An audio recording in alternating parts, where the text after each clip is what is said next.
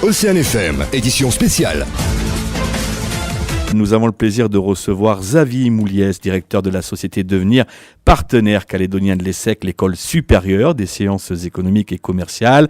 Il est d'ailleurs accompagné de Pierre Massenet, issu de la promo 3, et de Caroline Pratt, j'espère que je le dis bien, issue de la promo 4. Bonjour à vous tous. Bonjour Jo. Bonjour. Et merci d'avoir accepté notre invitation. Merci à toi. Alors, Devenir, partenaire de l'ESSEC en Nouvelle-Calédonie, a ouvert, on le rappelle, en début d'année, et vous étiez d'ailleurs venu nous en parler, Xavier, une 4e promotion de la formation management opérationnel. Mais avant d'y revenir, Xavier, un bilan en chiffres sur le nombre de Calédoniens formés depuis le lancement de ces formations.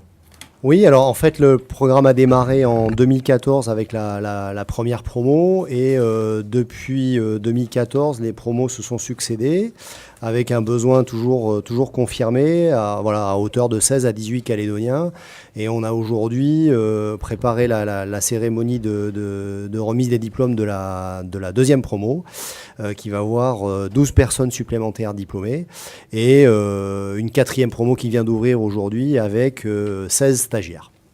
Alors, pouvez-vous aussi rappeler brièvement le contenu et les objectifs de cette formation ? Alors, c'est une formation qui s'intéresse à la gestion sous toutes ses formes. L'idée est que la Calédonie, qui a connu un rapide essor économique ces dernières années, s'est adossée beaucoup à des compétences techniques. Beaucoup de Calédoniens ont des formations dans ces domaines-là. Et qu'aujourd'hui, pour continuer de stabiliser, de structurer ce développement, les entreprises ont besoin de compétences de gestion. Donc, ça confine à la stratégie, ça confine à la finance aussi. On s'intéresse à des choses qui sont plus dans les dynamiques comme les ressources humaines ou la gestion de projet, ou encore de la négociation pour les développements des talents individuels. Le besoin en formation de ce type est-il toujours aussi important sur le territoire, et en particulier au regard de la période de ralentissement économique que connaît le territoire ? Dans un contexte économique effectivement en berne, avec une concurrence qui est, on va dire, de plus en plus marquée, avec des thèmes comme la compétitivité qui sortent de partout, comme des mots à la mode, il faut effectivement affiner au niveau stratégie, au niveau méthode, de manière à pouvoir survivre dans un environnement qui devient de plus en plus compliqué. Oui. Caroline ? Oui, alors effectivement, le ralentissement économique, c'est aussi un moment important dans la vie d'un salarié, tout simplement, d'un individu, parce que ça va être le moment où on a des doutes, on peut se remettre en cause, et c'est justement le bon moment de se former. Anticiper complètement pour mieux préparer l'avenir. On ne sait jamais ce qui va quel est le présage, ce qui nous attend. Donc, nous avons un rôle clé aussi pour anticiper et penser à se former et acquérir de nouvelles compétences pour mieux se repositionner. Xavier ? Je confirme ça à travers notamment la 4e promo qui vient d'ouvrir, dans lequel effectivement on a une belle diversité de profils, et des gens comme Caroline qui sont des managers ou des collaborateurs de l'entreprise et qui préparent l'avenir, ou des gens comme Pierre qui sont plutôt dans la direction de ces mêmes entreprises et qui se disent l'un comme l'autre, les sciences de gestion doivent nous aider pour le futur, et notamment dans ce contexte du ralentissement économique. Pourquoi avoir choisi cette formation avec l'ESSEC et pas une autre en l'occurrence ? L'ESSEC, c'est déjà une très grande école de commerce réputée en France et à travers le monde, donc ça c'est déjà très important. La deuxième chose, c'est que c'est une formation diplômante de niveau Bac+4, et quand on souhaite se repositionner à terme sur le marché de l'emploi, acquérir un diplôme supplémentaire à son importance. C'est une formation qui se déroule à Nouméa également, donc on n'a pas besoin de courir à travers le monde pour se former, ça se passe sur place, et c'est bien parce que des intervenants de l'ESSEC viennent jusqu'à Nouméa. C'est une formation sur 18 mois, donc ça nous laisse le temps de continuer à travailler tout en se formant. Et puis enfin, c'est une formation qui est très complète. Qui est très complète puisqu'elle va aborder toutes les facettes de l'entreprise et nous permettre d'acquérir toutes les compétences qui pourraient nous manquer. Pierre, quel regard portez-vous sur l'évolution et les changements apportés par l'ESSEC depuis votre formation ? Vous faites partie de la 3e promotion. On va dire que personnellement, j'avais un objectif qui était de confirmer un certain nombre d'acquis, que j'avais des compétences acquises sur le terrain. Donc ça, c'est aujourd'hui un objectif qui a été rempli, puisque j'ai pu acquérir un certain nombre de méthodes, d'outils. Donc les évolutions sont personnelles, mais elles sont aussi pour l'entreprise, puisqu'à un moment donné, il faut qu'il y ait des retours sur investissement.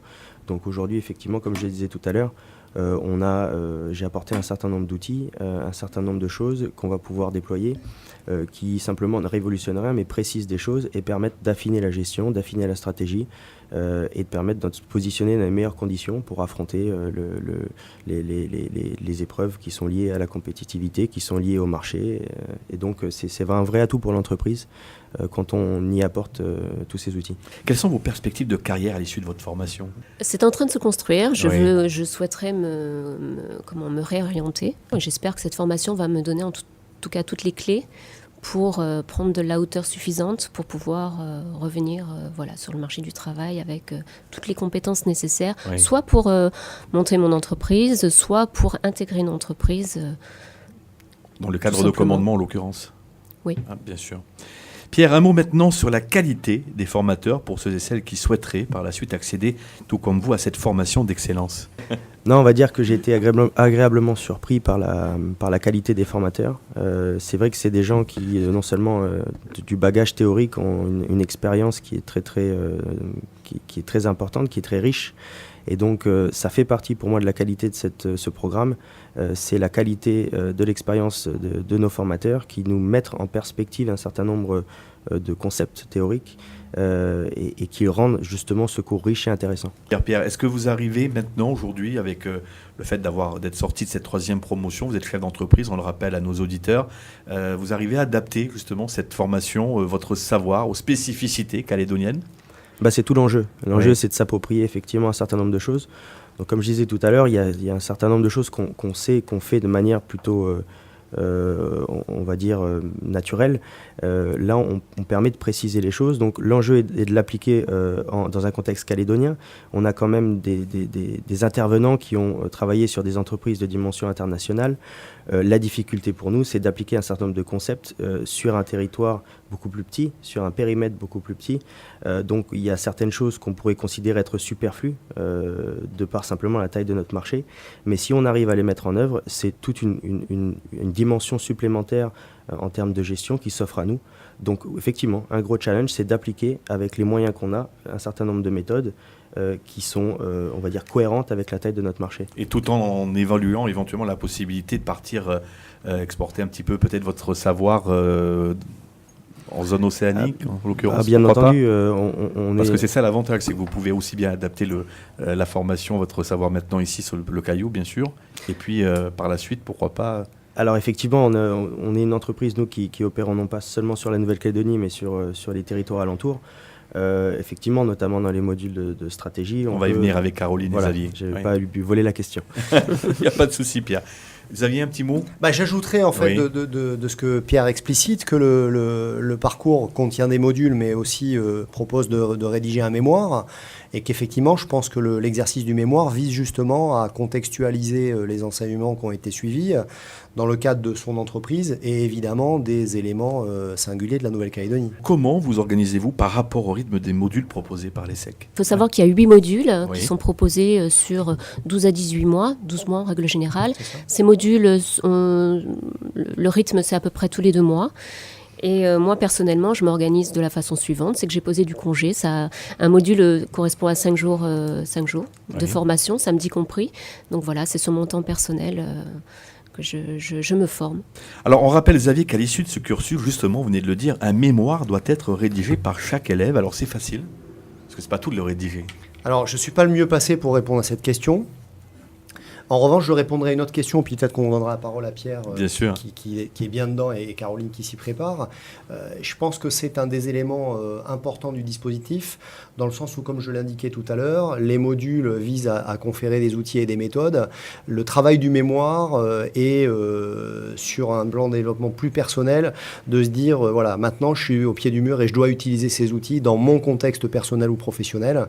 Et donc, c'est vraiment un des éléments dans l'architecture pédagogique qui me paraît intéressant pour s'assurer on va dire, du transfert de tous ces savoirs dans un contexte professionnel qui est précisément celui de l'apprenant.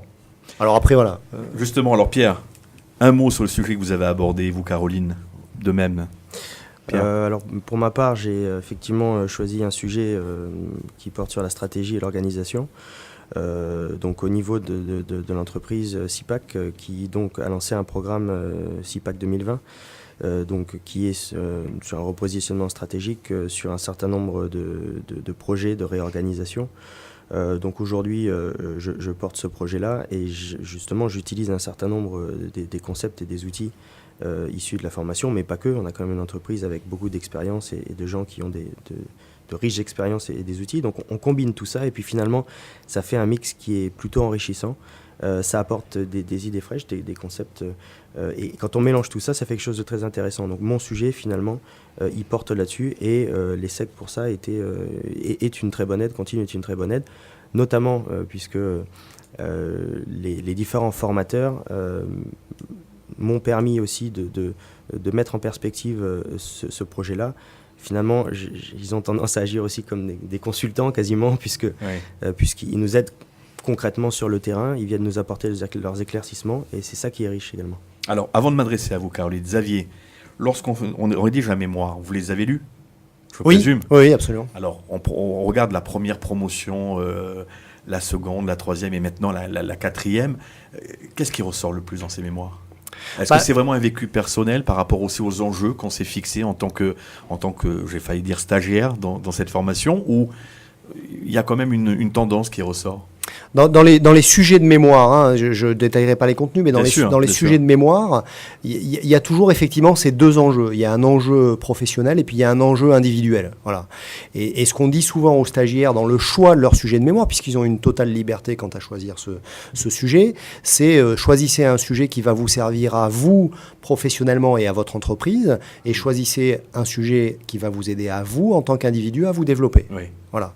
Donc on retrouve toujours dans les mémoires ces deux composantes. Alors Caroline, vous avez déjà une idée, même si vous... Alors moi je commence tout juste ma formation, oui, donc oui. Effectivement je commence à travailler sur ma problématique. Oui, oui. L'idée de mon mémoire sera en lien avec ce que je fais aujourd'hui. Oui. Très concrètement, je vais vous le dire, je travaille dans l'industrie pharmaceutique. Allez. Et mon projet de mémoire va se baser sur la gestion des médicaments non utilisés et ou périmés. Donc dans un projet de développement d'environnement, développement durable, qui est très intéressant. On a hâte d'en savoir plus. Voilà. Vous reviendrez avec Xavier et Pierre, pourquoi pas, pour en parler. Alors, Caroline et Pierre, qu'avez-vous envie de dire maintenant à celles et ceux qui, comme vous, souhaiteraient s'investir pleinement dans cette formation? Caroline. Déjà, il faut être à la base très motivé, parce que voilà, on part pour 12 à 18 mois de formation. Donc, et puis, c'est une formation qui va s'adresser à toutes les personnes dotées d'un bac plus 2, qui ont envie de grandir en compétences. Bien sûr. Et il n'y a pas d'âge pour se former, je crois que j'en fais la preuve. Et ne pas hésiter à se remettre en question à tout moment de sa vie. Et d'avoir la possibilité d'avoir des formations sur le territoire, c'est une grande chance. Oui. Donc profitez-en, voilà. Elles sont présentes. Merci Caroline. Pierre? Pour pas dire la même chose, je dirais qu'en plus de ça, que ce soit à titre personnel ou dans le cadre d'une entreprise, il faut voir ça également comme un investissement. C'est-à-dire qu'il faut un retour sur cet investissement à un moment donné. Donc au-delà d'effectivement de l'aspect intéressant et de la remise en question, je pense qu'il est important que ce soit un projet personnel ou un projet porté par votre entreprise, que vous puissiez en amont, pour présenter ce projet, pour le présenter à vous-même ou à votre entreprise, encore une fois, pouvoir établir derrière qu'est-ce que ça va apporter à cette entreprise, quel est le projet que vous allez porter. Et donc dans ce sens-là, ça prend tout son sens. Xavier, comment faire pour s'inscrire? Quel processus faut-il suivre? Alors, juste, je rajouterai sur ce que dit Pierre qui me paraît frapper au coin du bon sens, qu'effectivement la formation n'est qu'un moyen ou qu'un outil d'accomplir des choses, tout comme Caroline veut le faire ou comme Pierre le décrit dans sa logique d'entreprise. Donc il faut l'envisager vraiment comme un moyen. Alors, c'est très simple, l'inscription se fait donc auprès de ma société qui s'appelle Devenir.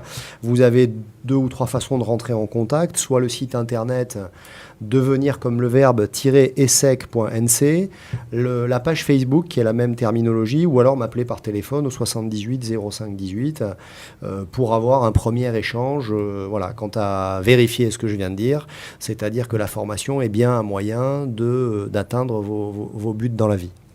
Entendu.